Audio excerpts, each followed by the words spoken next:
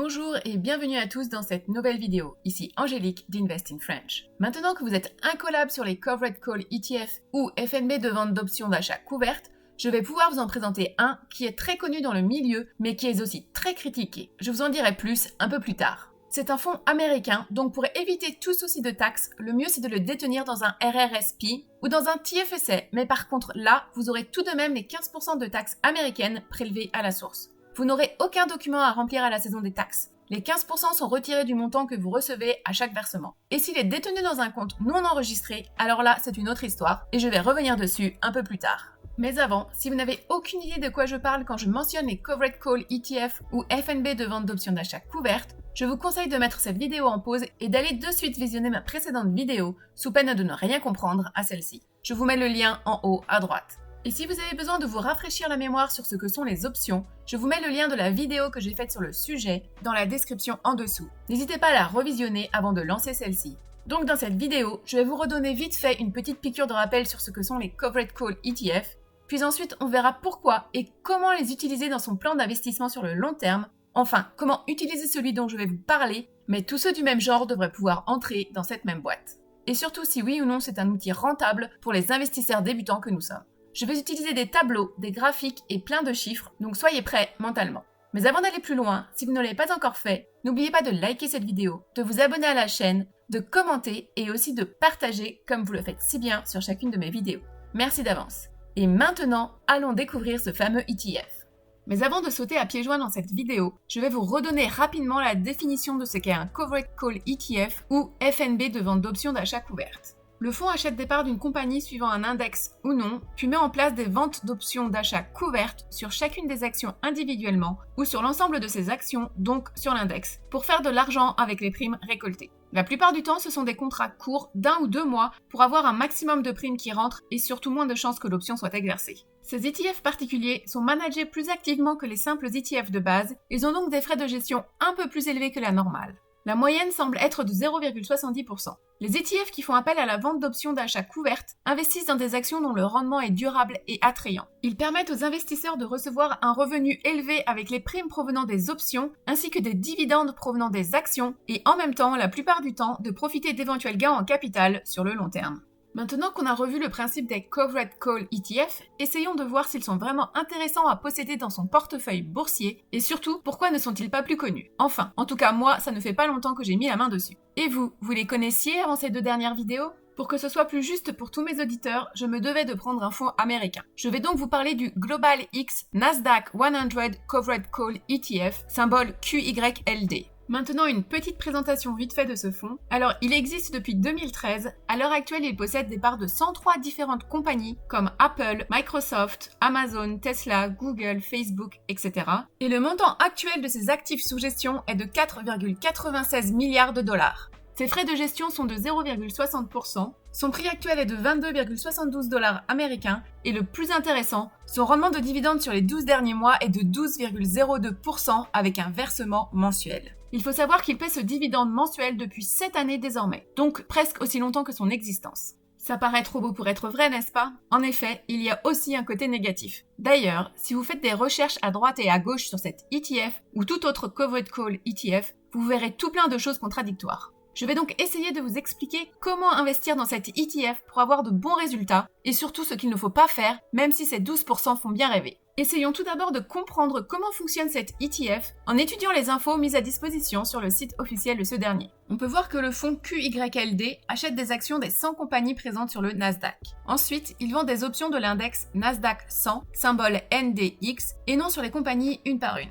Ces options sont vendues à une tierce entité et elles expirent sous 1 mois. Suivant ces ventes, une prime est donc versée et à la fin du mois, le fonds distribue une portion des primes à ses actionnaires. Et le mois suivant, ça recommence. Vous rappelez-vous de ma vidéo sur les options et de ce qu'est un ETF de type européen? Eh bien, QYLD est de ce type. Ce qui veut dire que les options émises dans ce fonds ne peuvent être exercées qu'à la date d'expiration et non avant. Donc ici, à chaque fin de mois. Si les ventes ont été bonnes, alors le dividende, ou devrais-je dire la distribution, sera plus élevé. Et si c'est un mois de paiement de dividendes des compagnies présentes dans le fonds, alors les distributions seront encore plus importantes. Ce fonds est à 100% de couverture au niveau des ventes d'options, c'est-à-dire que 100% des actions présentes dans ce fonds ont un contrat d'option sur elles et peuvent donc à tout moment être vendues à l'acheteur de l'option si le strike price est atteint en fin de mois. Si on regarde maintenant la courbe de prix de ce fonds, on peut voir que c'est là que ça pose problème. En effet, quand cet ETF a été mis en place en décembre 2013, le prix d'une part était de 25,02 $. Actuellement, on est à 22,72 $, qui est plus ou moins le prix d'avant la crise de 2020, ce qui est bon signe, mais ça reste toujours plus faible que son prix de départ. Donc cet ETF n'est pas fait pour faire une plus-value sur le long terme, mais seulement pour les dividendes qui tombent tous les mois. Et malheureusement, ces mêmes dividendes ne grossissent pas non plus, année après année. Ils ne sont jamais fixes d'un mois sur l'autre, mais ça tourne toujours autour de 12% tous les ans. Donc, comment investir dans ce fonds ? Quelle est la meilleure technique avec ce genre d'ETF ? Je vais essayer de répondre à ces questions par la suite, mais n'oubliez pas, ce fonds a beaucoup de détracteurs, mais aussi beaucoup d'admirateurs en tout genre. Pour comprendre ce que je vais essayer de démontrer, je vous conseillerais de partir sans aucun a priori, videz-vous l'esprit et laissez-vous guider par les chiffres, tableaux et graphiques. À première vue, et ce n'est que mon avis personnel, surtout ne pas mettre tout son argent sur cet ETF. Bien entendu, je ne suis pas un conseiller financier, mais pour n'importe quel titre, ne jamais mettre tous ses œufs dans un seul panier. Je comprends la tentation quand on voit un ratio de dividendes à 12%, mais ici, il faudrait plutôt se poser la question dans l'autre sens. Pourquoi devrais-je investir dans QYLD ou tout autre ETF du même style ? Quel est l'objectif final ? Personnellement, je vois deux raisons valables. La première, il vous faut de l'argent liquide maintenant ou dans un futur très proche. Parfait, avec un rendement à 12%, mettre une bonne portion de ces investissements dedans devrait rapporter quelques centaines de dollars ou même plus pour certains. Ça pourra même permettre à d'autres de vivre de leurs dividendes. Très bien, j'approuve ce raisonnement. Et la deuxième raison, bien entendu, vous avez bien compris qu'il n'y aura pas de plus-value possible sur le long terme, mais vous vous dites que si vous réinvestissez les dividendes dedans, après quelques dizaines d'années, vous aurez donc plus de parts et alors vous pourrez revendre le tout et vous faire encore plus d'argent, même si le prix de l'ETF baisse. En temps normal, je vous dirais que c'est une excellente façon de voir les choses. Mais maintenant, regardons tout ça sur un super tableau fait par moi pour être sûr qu'investir dans ce genre d'instrument financier est quelque chose qui vaut vraiment le coup. Sur ce tableau, on a donc d'un côté l'ETF QYLD, qui est notre Global X Nasdaq 100 Covered Call ETF, et de l'autre, on a l'ETF Invesco QQQ Trust, qui est l'ETF qui réplique le Nasdaq 100. Ce sont donc deux types d'investissements similaires qui suivent le même index et donc investissent dans les mêmes titres. J'ai repris mois après mois le prix de chacun de ces ETF depuis janvier 2014 jusqu'à maintenant. Pourquoi janvier 2014 ? Eh bien parce que c'est le premier mois entier d'existence de QYLD. J'ai aussi récupéré le montant des dividendes versés mensuellement pour l'un et trimestriellement pour l'autre. Avec ce tableau, on va donc voir ce qui serait arrivé à notre argent si on avait investi dans ces ETF depuis 2014. On ne parle pas du futur ici, mais bien du passé. Je ne suis pas Madame Irma, donc je n'ai aucune idée de ce que l'avenir nous réserve, si on aura une nouvelle pandémie du style Covid ou non dans les mois ou années à venir, ou toute autre chose qui pourrait bouleverser le monde de la bourse. C'est donc juste une étude qui compare les données des 7 dernières années en laissant supposer que rien ne va réellement changer drastiquement dans les années à venir et qu'on peut donc espérer retranscrire ces mêmes résultats pour le futur. Dans cet onglet, on va commencer avec les dividendes qui ne sont pas réinvestis. Ils s'amassent juste sur notre compte. Si en janvier 2014, on avait investi 10 000 $ dans ces deux ETF, ça nous donnerait quoi comme résultat à l'heure actuelle ? Pour le QYLD, la valeur totale de l'investissement serait de 8 830,08 $, c'est-à-dire presque 1 200 $ de moins qu'au départ. Et on aurait récupéré 7 224,44 $ de dividendes en cette année. Alors que pour le QQQ, le montant total de l'investissement serait de 41 729,45 $, c'est-à-dire presque 32 000 $ de plus, et on aurait reçu 1 279,80 $ de dividendes. Juste pour comparer correctement, si j'additionne la valeur totale ainsi que les dividendes, pour QYLD, je serais à 16 054,53 $, et pour le QQQ, je serais à 43 009,26 $.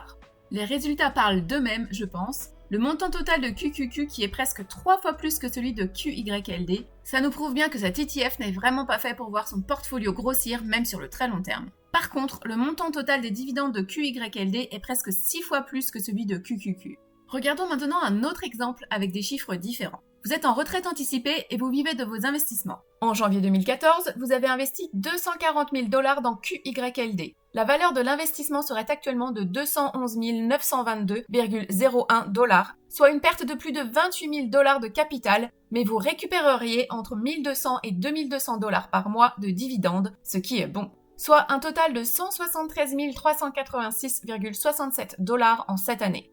et la dernière année aurait donné 26 800,97 $ de dividendes reçus, ce qui peut être vu comme le salaire annuel d'un travail non qualifié à temps plein, et tout ça sans rien avoir à faire. En comparaison, le QQQ aurait vu sa valeur de capital passer de 240 000 à plus de 1 million de dollars. Mais les versements de dividendes oscilleraient seulement entre 500 et 1500 $ par trimestre, donc rien à voir. Mais en seulement 7 années, voir son capital d'investissement grossir de plus de 4 fois pour dépasser le million de dollars, c'est renversant. Avec le graphique du dessous, la différence entre ces deux ETF est encore plus impressionnante. Pour l'onglet suivant, c'est la même chose, sauf qu'au lieu de récupérer l'argent des dividendes, on le réinvestit direct dans les mêmes ETF. Si on repart avec les 10 000 $ investis en 2014, pour le QYLD, on passe à un montant total d'investissement de 17 453,45 $ au lieu de 8 830,08 $, soit presque le double. Et on a un total de dividendes reçus et donc réinvestis de 9 842,32 $ au lieu de 7 224,44 $. Et pour le QQQ, la valeur totale de l'investissement serait de 44 139,51 $ au lieu de 41 729,45 $ et 1317,09 $ de dividendes reçus au lieu de 1279,80 $, ce qui fait vraiment peu de différence pour le coup. Le réinvestissement des dividendes donne de meilleurs résultats pour le QYLD, mais il reste encore très loin des résultats du QQQ. Si maintenant on regarde l'onglet suivant, il reprend le même tableau que l'onglet précédent, c'est-à-dire le réinvestissement de dividendes, mais cette fois-ci, au lieu de faire un gros versement au départ, on fait une contribution mensuelle. Si on part avec un exemple de 1000 $ par mois, en 7 années avec QYLD, on sera avec 138 570,56 $ en valeur d'investissement, et avec QQQ, on aurait 240 208,11 $. Pour l'un, on aurait reçu 48 839,54 $ de dividendes et pour l'autre, seulement 4 745,04 $. Ça fait tout de même une belle différence là aussi et toujours dans le même sens. On peut voir que sur l'année passée, donc d'octobre 2020 à octobre 2021, on aurait quand même récupéré 15 548,61 $ de dividendes avec QYLD, ce qui fait un bon apport en plus si on décide de ne plus réinvestir ces dividendes, mais d'utiliser cet argent pour payer ses dépenses mensuelles. Par contre, si au lieu d'avoir investi dans QYLD, on avait choisi d'investir tous les mois dans QQQ, et que maintenant on prenait cet argent, donc ces 240 200 $ et des brouettes, et qu'on l'investissait sur QYLD, ça donnerait quoi? On prend donc le total final qu'on divise par le prix actuel de la part de l'ETF QYLD, ça donnerait un total de 10 825,06 parts, qui nous rapporterait mensuellement environ 2059,44 $. Et pour voir ce que ça donne annuellement, on va partir avec un montant de dividendes identique, ce qui est faux, mais juste pour l'exemple, ça donnerait environ 24 713,23 $. Ça fait quand même 9 165 $ de plus par année. Le dernier onglet reprend les tableaux du premier et du deuxième onglet en condensé pour comparer l'évolution des gains ainsi que pour voir à partir de quand l'effet boule de neige commence à se mettre en place. Et on peut voir qu'à partir de la 4e année, je dirais même à 3,5 années, la différence entre le montant de dividendes reçus sans être réinvesti et celui réinvesti commence à grossir de plus en plus à chaque versement. En janvier 2018, on a une différence de presque 400 $, alors qu'en décembre 2018, on est à plus de 700 $. Et après, ça ne fait que de grossir. En décembre 2020, la différence est de 1865 $. C'est quand même dingue cet effet boule de neige. Ce qu'on peut tirer de cet exemple, c'est que cet ETF QYLD n'est définitivement pas fait pour faire de l'argent sur le long terme dans n'importe quelle technique qu'on emploie. Par contre, pour se faire un revenu mensuel généreux, il est très pratique. Le mieux, si on n'a pas un gros capital dès maintenant, c'est donc d'investir ailleurs pour avoir un bon petit pactole d'ici quelques années et ensuite de déposer cet argent dans QYLD pour avoir pas mal d'argent qui tombe tous les mois. On peut se permettre de faire ce genre de démonstration ici avec QYLD car il n'y aura pas ou très peu d'augmentation de capital et surtout le ratio de dividendes ne va pas évoluer à la hausse non plus. Par contre, on n'est pas à l'abri d'une baisse de ce généreux ratio de dividendes, surtout si l'ETF n'arrive pas à suivre avec les tendances du marché. On peut donc en conclure au vu des résultats obtenus via ces tableaux, je le répète, je ne suis pas un conseiller financier, ceci n'est que mon humble avis au regard des chiffres du passé. Mais la seule façon rentable d'investir dans les Covered Call ETF, qui nous font rêver avec leur super ratio de dividendes, et ce pour pouvoir vraiment en profiter à fond, c'est de leur allouer une grosse somme d'argent et de juste compter sur les dividendes qui tombent, soit pour en vivre au quotidien, soit pour réinvestir ailleurs. Il faut surtout être bien conscient quand on commence une position dans ce genre de fonds que la valeur initiale de notre investissement peut partir à la baisse et qu'on ne sait pas si leur haut ratio de dividendes va rester ainsi, donc être prêt à le voir tomber à 8 ou 9%. Mais si on est conscient de tout ça et qu'on est d'accord avec le deal, alors oui, cet ETF est fait pour nous. Foncez investir dedans avec une grosse portion de votre capital, mais surtout, ne mettez pas tout. Attention aussi aux dividendes reçus, ils ne sont pas taxés comme dividendes à 100%, mais sont aussi taxés en partie en gain en capital, en dividendes canadiens, en intérêts, en remboursement de capital et en autres revenus étrangers. Si vous les détenez dans un RRSP, aucun souci, vous n'aurez pas d'impôt à payer dessus, ni du côté canadien, ni du côté américain. Si vous les détenez dans un TFSA, seulement 15% de taxes seront prélevées à la source par le gouvernement américain. Vous n'avez rien à faire, vous ne recevrez juste pas le dividende en entier. Par contre, si ces fonds sont détenus dans un compte non enregistré, alors là, premièrement, vous aurez les 15% de taxes du gouvernement américain et en plus, il y aura des impôts à payer sur les distributions reçues au Canada. Pour QYLD, ces distributions sont un mix de remboursement de capital, ou ROC, ou Return of Capital, de revenus de placement et de dividendes ou plus-values à court terme. Comme je l'ai dit dans ma vidéo sur la stratégie Covered Call, il n'y a pas la possibilité de savoir à l'avance le pourcentage de chaque type de distribution. Par contre, il est possible de trouver des informations provenant du passé. Vous pouvez trouver sur le site officiel de cette ETF les formes 19A pour chaque versement de dividendes qui donne la composition de ces derniers. Je vous mets le lien dans la description de cette vidéo. Mais par exemple, en septembre dernier, les dividendes, ou devrais-je dire les distributions, étaient à 100% du ROC, alors qu'en août, c'était 3,81% de revenus de placement et 96,19% de ROC. Ces deux types de distributions sont taxés différemment bien entendu et malheureusement je n'arrive pas à trouver de réponse concrète pour les revenus étrangers, sauf qu'ils peuvent bénéficier d'un crédit pour impôts étrangers. Ce qui ne m'aide pas vraiment à avoir des chiffres réels, mais un crédit dans ce sens-là, c'est toujours bon à prendre. Pour le ROC, l'imposition ne sera faite qu'à la vente du titre en question, soit ça sera du gain en capital, soit de la perte en capital. Je vous mets dans la description de cette vidéo 2 documents de chez TD qui parlent des taxes sur les distributions de ces FNB. À savoir que vous n'avez rien à remplir quand vous ferez votre déclaration d'impôt. Votre courtier vous fera parvenir un feuillet fiscal T3 ou relevé 16 au Québec qui reprendra tous les types de distributions que vous avez reçus avec les chiffres adéquats dans chaque case. Il y a aussi une autre façon d'investir dans ce genre de fonds. Ça peut être un sujet assez litigieux, mais après tout, chacun fait comme il veut et surtout chacun fait ce qu'il veut avec son argent durement gagné. Pour ceux qui ont un fonds d'urgence, ce qui est très recommandé d'avoir avant même de commencer à investir, cette méthode peut alors être pour vous. Pour plus d'infos sur ce fonds, allez jeter un œil à ma vidéo sur le sujet, je vous mets le lien en haut à droite. Normalement, cet argent mis de côté juste au cas où est placé dans un compte épargne à intérêt élevé pour rapporter au maximum, comme c'est mon cas chez EQ Bank. Mais on ne va pas se voiler la face, il n'a d'élevé que le nom. À l'heure actuelle au Canada, l'intérêt élevé pour les comptes épargne, c'est entre 1,2 et 1,4% au maximum. Donc, dans ce cas-là, pourquoi ne pas mettre les 3/4 ou même la totalité de l'argent de cette Emergency Fund dans QYLD par exemple, ou tout autre ETF du même genre et récolter les 12% de distribution plutôt que les 1,3% offerts par les banques.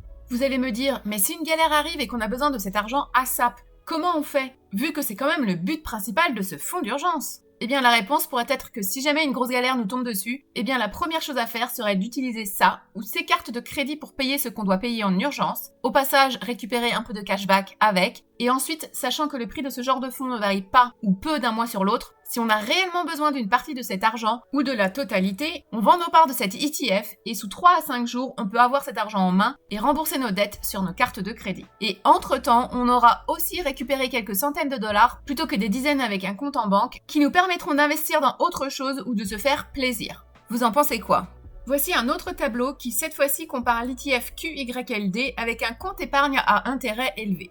Comme pour le précédent tableau, je repars avec les données du passé, vu que je ne sais pas encore lire dans le mar de café. Si en janvier 2014, on avait placé 10 000 $ sur QYLD et 10 000 $ sur un compte épargne à intérêt élevé avec 1% d'intérêt. Tout d'abord, sans avoir réinvesti les dividendes, on serait actuellement en possession de 7 224,44 $ en cash grâce aux dividendes et un investissement d'une valeur de 8 830,08 $.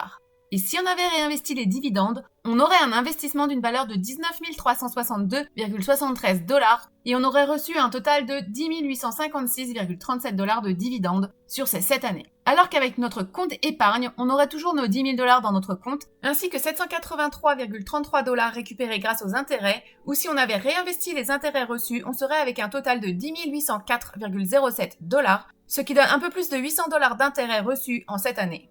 800 contre presque 11 000 $, ça fait quand même une grosse différence pas négligeable, n'est-ce pas ? En tout cas, pour la grosseur de mes économies. Si on regarde l'évolution sur le graphique, c'est encore plus parlant qu'avec tous ces chiffres agglutinés dans un tableau.